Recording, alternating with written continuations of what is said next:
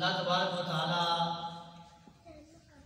نے جو اپنے محبوب کریم علیہ السلام ہمارے آقا مولا بارک اللہ علیہ کتاب کا نزول فرمایا ہے کہ جس میں کوئی شک نہیں ہے، اس میں اللہ تبارک و تعالی نے احکام، حکم ارشاد فرمائے، شریعت کو بیان کیا گیا، لیکن اس کے ساتھ ساتھ اللہ تعالیٰ نے پہلے نبیوں کے، پہلی امتوں کے تذکرے بھی بیان فرمائے ہیں، نبیوں کا ذکر فرمایا اور پہلے امتوں کے حال احوال ہمارے لیے بیان فرمائے کہ ہم اس کو سن کر پڑھ کر جو ہے اس سے درس عبرت حاصل کریں اور غور کریں کہ جو اللہ کی نافرمانی کرتے ہیں اس کے ساتھ کیا حالت ہے۔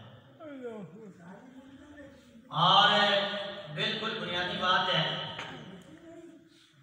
کہ قرآن پاک میں جن آیات سے حکم بیان ہوتا ہے، یعنی جن آیات میں شریعت کو بیان کیا گیا ہے، حکم بیان کیے گئے ہیں کہ یہ کام کرنا ہے، یہ نہیں کرنا، فلاں حرام ہے، فلاں حلال ہے، وہ مفسرین نے کہا ہے کہ 500 آیات ہیں اور بعد میں 540 آیات جو ہیں وہ بیان کی ہیں، اور ان آیات پر ایک علیحدہ باقاعدہ طور پر تفسیریں جو ہیں وہ لکھی ہوئی ہیں، جیسا کہ تفسیرات عاملیہ، ان میں وہ آیات قول کی گئی ہیں صرف اور صرف جن میں حکم بیان ہوا ہے، شریعت بیان کی ہے، اور باقی قرآن پاک میں جتنی بھی آیات ہیں وہ نبیوں کے تذکرے ہیں یا ہمارے نبی کریم علیہ السلام کی شان کو بیان کیا گیا ہے۔ تو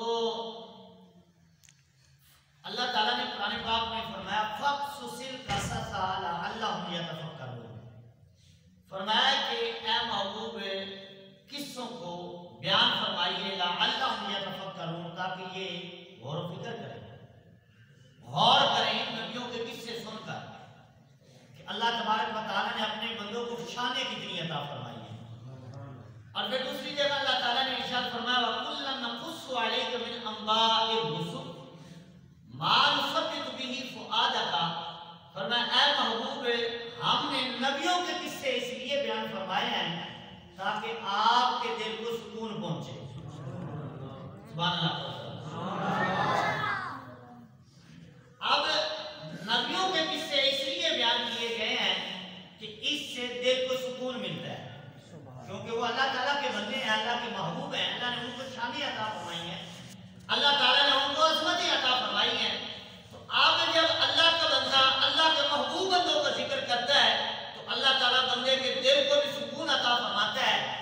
اب اگر کسی نبی کا ذکر کیا جائے، 1,24,000 بنو پیش انبیاء جتنے بھی آئے، قرآن کہتا ہے کسی کا قصہ بیان کرو، حضرت آدم علیہ السلام سے لے کر حضرت عیسیٰ علیہ السلام تک جس نبی کا ذکر کرو گے دل کو سکون ملے گا۔ حضرت آدم علیہ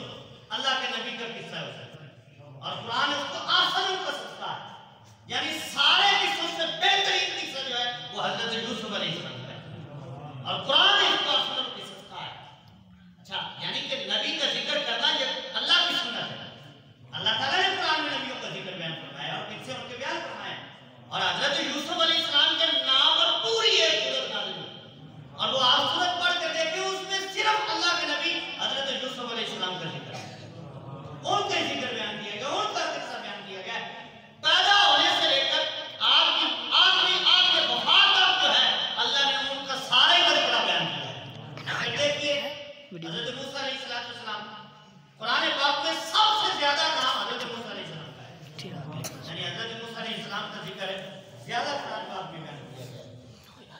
اور ہمارے آقا مولا کریم علیہ السلام آپ کی شان میں تو سارا قرآن نازل ہوا ہے، سارا قرآن حضور کی شان بیان کرتا ہے. تو میں عرض کر رہا تھا کہ اللہ کے بندوں کا ذکر کرنا جو ہے نا اس سے سکون ملتا ہے. اور دوسرا اللہ کے ذکر سے سکون ملتا ہے. اللہ بذکر اللہ تطمئن القلوب. اللہ کا ذکر جو ہے کہ دلوں کو اطمینان سکون دیتا ہے. اور دوسری جگہ قرآن کہتا ہے کہ اللہ کے بندوں کا ذکر کرو پھر بھی دل کو سکون ملتا ہے.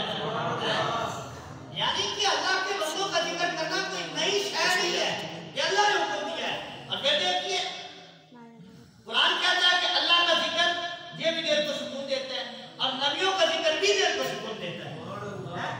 نبیوں کا ذکر بھی دل کو سکون دیتا ہے کیونکہ نبیوں کا ذکر یہ نبی جو ہے نا یہ اللہ سے جدا نہیں ہے. ان کو جو شان عطا فرمائی ہے یہ بندے نے تو نہیں عطا فرمائی، اللہ نے عطا فرمائی نا. جب ہم ان کی شان کو بیان کریں گے جو رب نے عطا فرمائی ہے تو کیا رب بندے سے ناراض ہو جائے گا کہ شان میں نے دی ہے تم نے بیان کیوں کی؟ جب شان رب نے بیان عطا فرمائی ہے اور پھر رب فرما رہا ہے کہ میرے نبیوں کا ذکر کرو دل کو سکون ملے گا. یارو اللہ کا ذکر کرو پھر بھی دل کو سکون ملتا ہے، اللہ کے بندوں کا ذکر کرو پھر بھی سکون ملتا ہے. حضرت بشر حافی رحمت اللہ علیہ حضور کی امت کے بڑے ولی گزرے ہیں.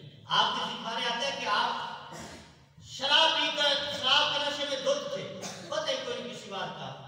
تو دروازے پہ دستک ہوئی، اندر سے خادم باہر نکلا. اس نے کہا کون؟ اس نے کہا جی بشر کو ملنا ہے. انہوں نے کہا وہ تو جی آپ سے نہیں مل سکتے. انہوں نے کہا جی پیغام ان کا ہے